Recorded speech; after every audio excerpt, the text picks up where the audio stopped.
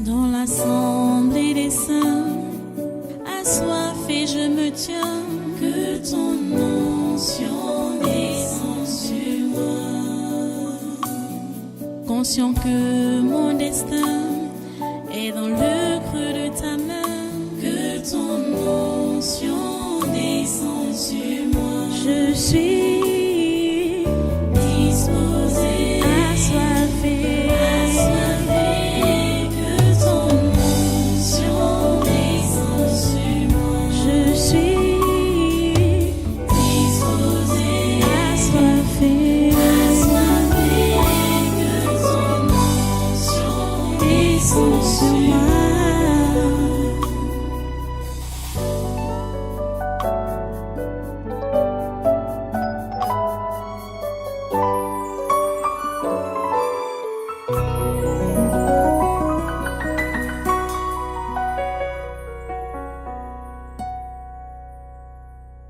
Alléluia. Restez debout et prenez votre Bible. On va maintenant passer à la parole. Allons dans notre premier texte, le psaume 82, verset 6. On commence par là. Psaume 82, verset 6, qui dit donc, et c'est Dieu qui parle, « J'avais dit, vous êtes des dieux, vous êtes tous des fils du Très-Haut. » Prions le Seigneur. Seigneur notre Dieu, nous te remercions pour ta parole de ce jour, ta parole de cet instant. Depuis jeudi, tu nous parles. Tu es en assemblée avec nous. Tu es en jugement avec nous. Et voilà ta décision. Tu as dit que nous sommes des dieux. Nous sommes tous les fils du Très-Haut. Seigneur, ma prière est que tu donnes à tous tes enfants, ici rassemblés, de comprendre, de saisir cette déclaration et de pouvoir s'y conformer. Oh Dieu, s'il te plaît, interviens. Oh Dieu, s'il te plaît, interviens et permets que chacun de tes enfants soit réellement représentatif pour toi. Oh Dieu, s'il te plaît, c'est notre prière. Merci Seigneur parce que tu nous écoutes et tu nous exauces. Merci Seigneur d'accomplir ta volonté dans nos vies. En ce jour et dans les jours à venir, dans la suite, nous comptons sur toi, Seigneur. Au nom puissant de Jésus, nous avons prié. Amen. Amen. Prenez place, asseyez-vous. Et une fois de plus, soyez les bienvenus au Tabernacle de la Liberté. Soyez les bienvenus à ce programme. Vous tous qui nous regardez dans le monde entier, ou écoutez, ou lisez, quel que soit ce que vous utilisez pour être connectés à nous, vous êtes les bienvenus à ce programme. Dieu est en assemblée avec nous. Dieu se tient dans l'assemblée de Dieu. Il juge au milieu des dieux. C'est comme ça l'introduction de ce psaume. Nous sommes en assemblée avec lui maintenant, et c'est lui qui juge. Et voilà la décision qu'il a prise. J'avais dit, vous êtes des dieux, vous êtes tous des fils du Très-Haut. Mais il y a une bémol au verset 7 qui dit donc, cependant, vous mourrez comme des hommes, vous tomberez comme un prince quelconque. Pourquoi? Parce que ils sont ignorants. Il a dit que ils sont des dieux, mais ils sont ignorants de leur nature. Ils sont ignorants de leur devoir. Ils sont ignorants de leurs origines. Ils sont ignorants du travail qu'ils ont à faire. C'est pourquoi ils meurent comme des hommes, des simples hommes, des vulgaires humains. Cher ami, tu n'es pas un vulgaire humain. Tu n'es pas un vulgaire humain. Tu as été fait à l'image de Dieu. Cette image a été tordue, salie. C'est vrai. Depuis le commencement, par le premier homme, Adam et Ève. Mais Dieu a décidé de restaurer cette image en nous, au travers de son Fils Jésus-Christ, au travers de sa mort et de sa résurrection. Ça veut dire que toute personne qui décide de prendre Jésus comme son Seigneur et Sauveur, et prendre Jésus comme son Seigneur et Sauveur, ça veut dire quoi? Tu as décidé d'abandonner le péché. Tu as décidé d'abandonner le mal. Parce qu'on ne peut pas prendre Jésus et continuer dans le mal. Continuer à pécher volontairement. Ça ne peut pas se comprendre. C'est la religion qui a instauré cette compréhension-là. La religion a tout gâté, hein? La religion a tout gâté. Donc, et a enseigné que bon, nous sommes des pauvres pécheurs, dont Dieu même nous connaît, et il sait que bon, c'est comme ça qu'il nous a fait. On ne peut pas changer, on ne peut pas faire autrement. Ça, c'est la religion qui dit ça.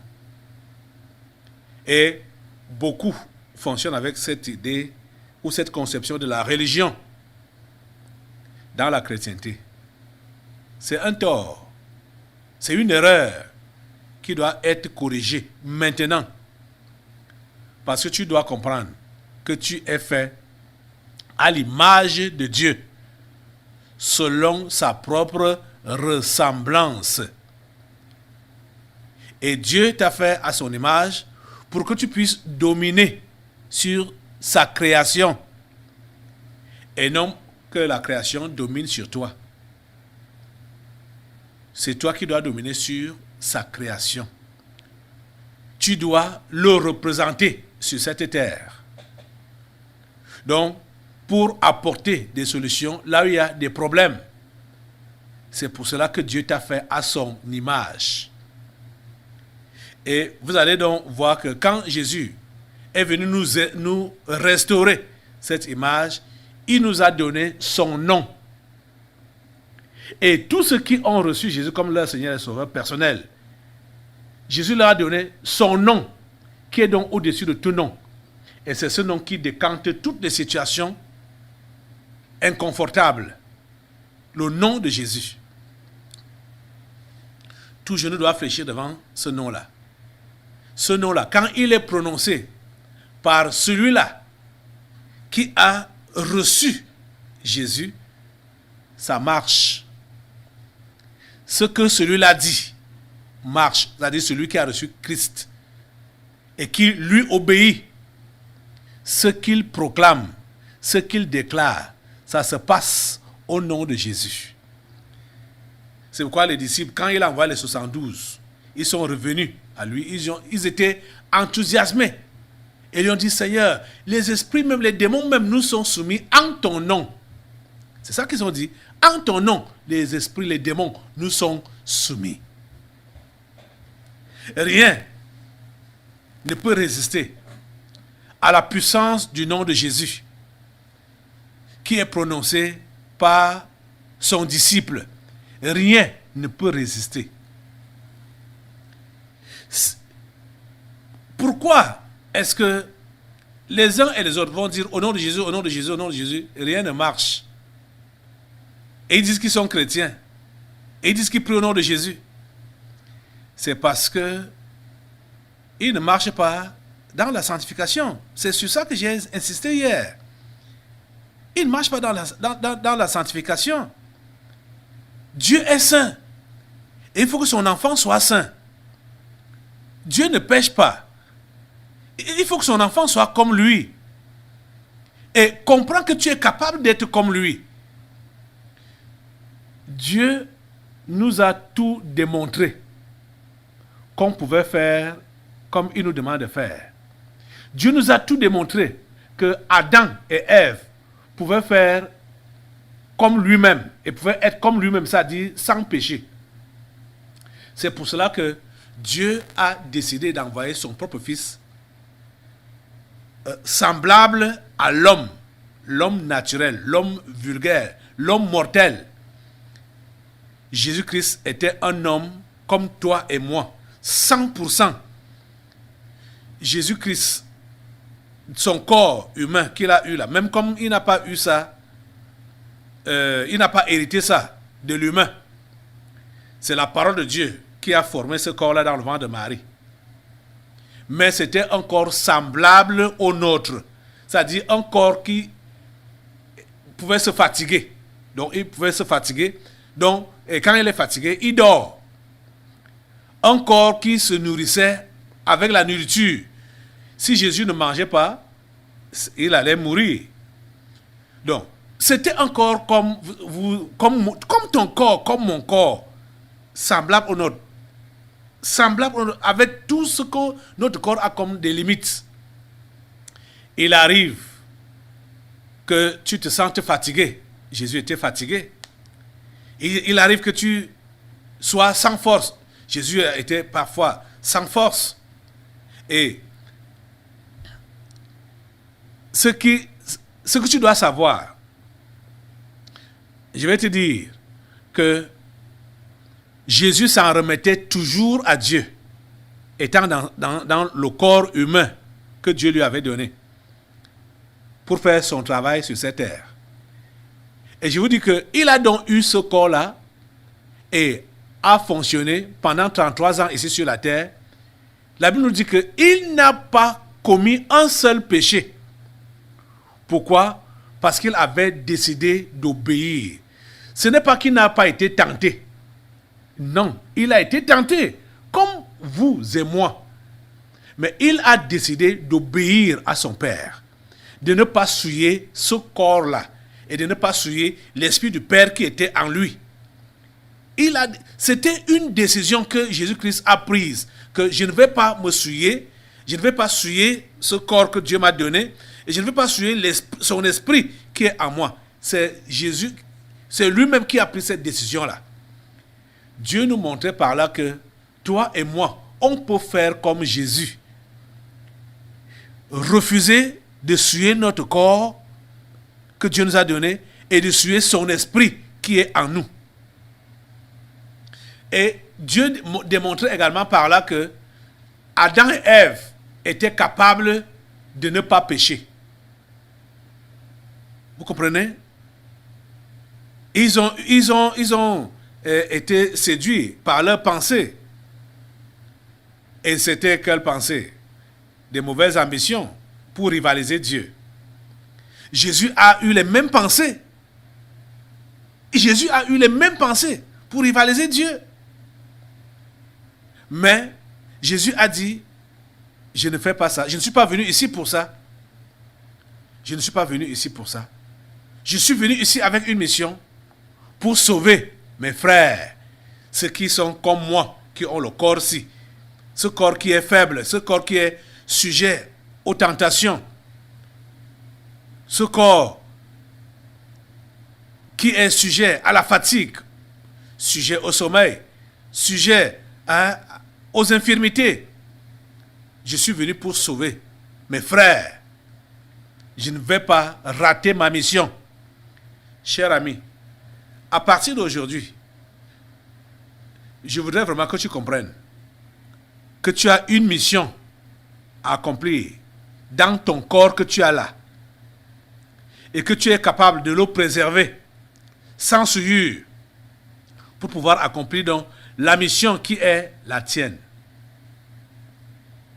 Pourquoi est-ce que tu veux vivre? Ça, c'est la question que je vous ai posée hier pendant les délivrances. Pourquoi est-ce que tu veux le bien-être? Pourquoi est-ce que tu veux que Dieu exauce à tes prières? Hein? Pourquoi est-ce que tu veux vivre? Pourquoi?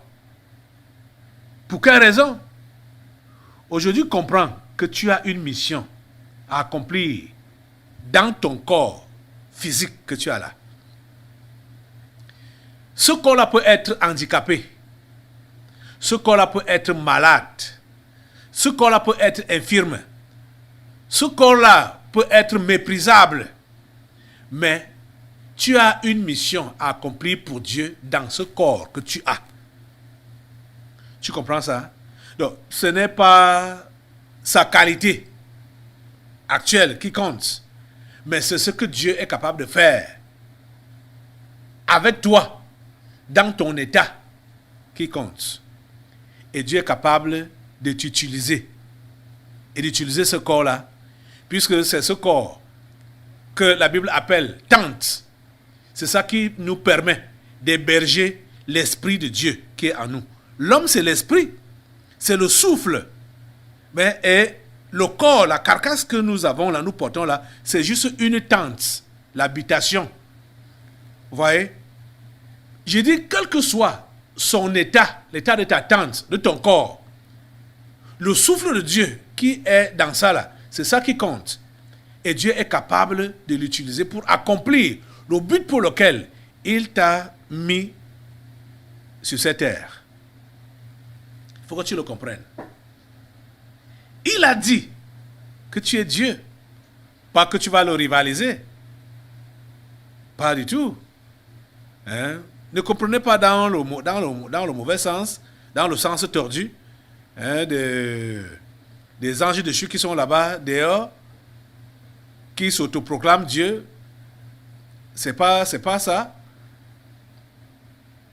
Tu es juste sa représentation sur cette terre. Ça, tu dois comprendre. Donc, tu dois, quand il veut agir sur la terre, c'est toi qu'il va utiliser. Il va passer par ton corps pour agir sur la terre. Et comment ça se passe? Ça se passe d'abord, ça se passe par l'entretien que tu as avec lui. Les entretiens que tu as avec lui. Donc par la prière. Et par les conseils qu'il te donne. Comme il est en train de te donner ces conseils depuis 4 jours aujourd'hui. Que tu dois préserver ce corps que tu as là, pur, pour lui. Pour le travail qu'il t'a confié. Tu ne dois pas le suer. Et que tu dois savoir que tu es capable de maintenir ce corps pur. De maintenir ce corps dans la sanctification. C'est ça qu'il veut que tu comprennes. Tu dois vivre comme lui. Tu dois être... Tu es semblable à lui. Donc tu dois faire comme il fait. Tu comprends? Dieu veut t'utiliser. Il est en concertation avec toi. Depuis 4 jours aujourd'hui. Est-ce que tu as déjà compris quelque chose? Quelle est ta décision? Donc, vous autres qui pensez que c'est Dieu qui doit te dire, quand l'envie t'est venue, hein, de surfer et de consulter les sites malsains, des sites pornographiques, c'est Dieu qui doit te dire, non, ne fais pas ça. Non, ce n'est pas Dieu qui va te dire, ne fais pas ça. Ce n'est pas Dieu qui va venir arracher le téléphone de ta main. Ce n'est pas Dieu qui va faire ça. Dieu t'a donné la capacité de refuser cela. Tu comprends? C'est ça que tu dois comprendre pendant ce programme. Depuis que j'enseigne, depuis jeudi là. Tu dois comprendre que Dieu t'a donné des capacités de dire non au péché. Tu comprends, non? De dire non au mal, de dire non à ce qui est mauvais. Dieu t'a donné cette capacité-là. Ce n'est pas lui qui va faire ça à ta place. Ce n'est pas lui qui va faire ça à ta place. Ne pense pas que Dieu va, quand tu as eu envie d'aller boire, d'aller au bar, pendant que je vais partir, comme j'ai entendu quelqu'un dire, qu'il fallait même que mon pied se casse pour que je n'aille pas commettre ce péché-là. Comme elle avait commis la fornication, il fallait même que mon pied se casse pour que je n'aille pas à ce rendez-vous, pour que je n'aille pas là-bas. Ça, là, tu blagues. Tu blagues, tu t'amuses. Ça, c'est même... C'est un mauvais amusement. C'est un mauvais amusement de dire des choses comme ça, là. Hein? Tu n'es pas une machine. Tu n'es pas un objet. Hein? Tu es un être divin. Et tu as des capacités de décider toi-même. Dieu n'a pas fait de nous des robots. Quand il a fait de nous des dieux, c'est pour que nous soyons capables de nous décider à faire du bien comme à faire du mal. Mais il ne nous conseille pas de faire du mal. Parce que lui-même il dit, voici j'ai placé devant vous le bien et le mal, la vie et la mort. Et il te dit, choisis la vie afin que tu vives. Choisis le bien. Il te conseille. Tout est devant toi. Tout est devant toi. Donc, comprends que quand tu commets le péché, ça veut dire que c'est le choix que tu as fait. Et tu as fait ce choix-là volontairement. Tu as fait ce choix-là volontairement. Avant de le faire, il t'a même averti, il t'a parlé, parce que il est en communication avec nous tout le temps. Tout le temps. Qu'on le veuille ou pas. Dieu parle à ses créatures qui sont faites à son image. Dieu leur parle dans le cœur là. Rappelez-vous du premier meurtrier de l'humanité. C'était qui? C'était Caïn. Quand il a commencé à vouloir développer les pensées de meurtre, Dieu lui a dit, Dieu s'est approché, Dieu lui a dit, Caïn, ces pensées-là ne sont pas bien. Le péché se couche à ta porte. Ses désirs se portent vers toi. Mais Dieu lui a dit, mais toi, surmonte cela. Domine-le. Ne te laisse pas dominer. Domine ce péché-là. Vous comprenez ça? Je veux que nous puissions lire cela. Donc, quand bien même il y a une tentation qui arrive, quand une déviation est devant toi, tu ne tombes pas dedans, comme ça là, par hasard. Jamais. Tu es avisé. Tu es interpellé. C'est la raison pour laquelle Dieu a procédé aux interpellations ici. Et ce que Dieu fait même, Dieu utilise les esprits qui ne sont pas destinés au paradis à vous interpeller. Et Seigneur, quelle grâce! Quelle grâce! Rien n'arrive au hasard. Quand vous décidez de pécher, c'est une décision que vous avez prise. C'est un choix que vous avez fait vous-même. Vous étiez interpellé, vous étiez avisé bien avant. Et vous avez décidé de faire la sourde oreille et de faire à votre tête. Pourquoi? Parce que vous avez l'amour du péché. Allons dans Genèse. On va lire. Et vous lire ça. Le premier meurtrier de l'humanité, le péché du meurtre n'est pas tombé sur lui par accident comme ça, comme un accident. Non. Il avait médité. Et il a été averti. Il a été averti. Vous comprenez? Ok. Genèse chapitre 4.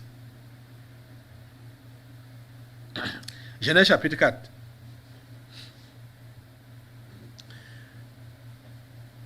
Commençons la lecture au verset 1 pour bien comprendre l'histoire. Adam connut Ève, sa femme. Elle conçut et enfanta Caïn. Et elle dit, j'ai formé un homme avec l'aide de l'Éternel. Elle enfanta encore son frère Abel. Abel fut berger et Caïn fut laboureur. Au bout de quelque temps, Caïn fit à l'Éternel une offrande des fruits de la terre. Et Abel de son côté en fit une des premiers-nés de son troupeau et de leur graisse. L'Éternel porta un regard favorable sur Abel et sur son offrande. Mais il ne porta pas un regard favorable sur Caïn et sur son offrande. Caïn fut très irrité et son visage fut abattu. Et l'Éternel dit à Caïn, pourquoi es-tu irrité et pourquoi ton visage est-il abattu? Donc, chaque fois qu'on adopte une mauvaise attitude, Dieu nous interpelle. Il dit, ce que tu as déjà adopté là comme attitude, ce n'est pas bien. Ce n'est pas bien. Pourquoi tu prends cette attitude? C'est pourquoi les esprits avertissements sont souvent là. Tous ces esprits qui vous appellent, ils vous interpellent par rapport à votre attitude. que l'attitude que tu as prise là, ce n'est pas bien. Ce n'est pas bien. Et c'est Dieu qui le fait. Dieu parlait ici. Ce n'est pas qu'ils étaient au salon et Caïn assis, Dieu est assis de son côté, et Dieu lui parlait comme ça. C'était dans son cœur. C'était dans son cœur que Dieu parlait. Parce que c'est le cœur de l'homme qui est le salon donc de Dieu, si tu veux.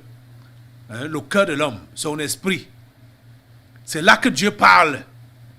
C'est là que Dieu parle.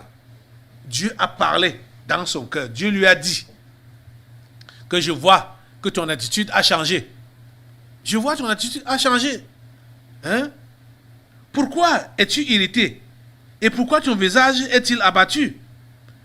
Écoutez, verset 7, il lui donne maintenant le conseil. Dans son cœur là, il dit certainement, si tu agis bien, tu relèveras ton visage. Si tu agis bien, si tu fais ce qui est bien, tu relèveras ton visage. Vous comprenez le secret?